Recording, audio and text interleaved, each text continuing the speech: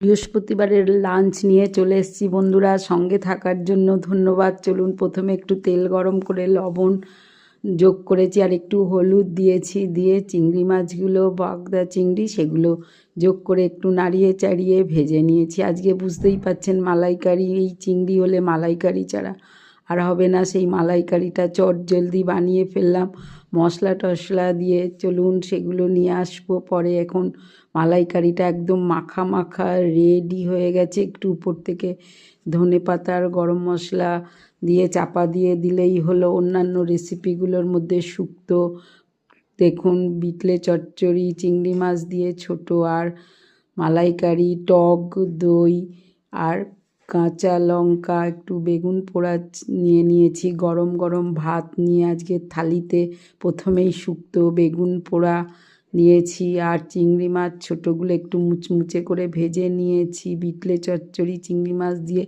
দারুণ লাগে বন্ধুরা। আর মালাইকারি হলে তো আর কিছুই লাগবে না।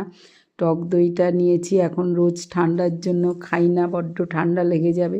আজ আসি, শুভ দুপুরে শুভেচ্ছা, হ্যাপি ক্রিসমাস, সঙ্গে থাকুন, বাই বাই।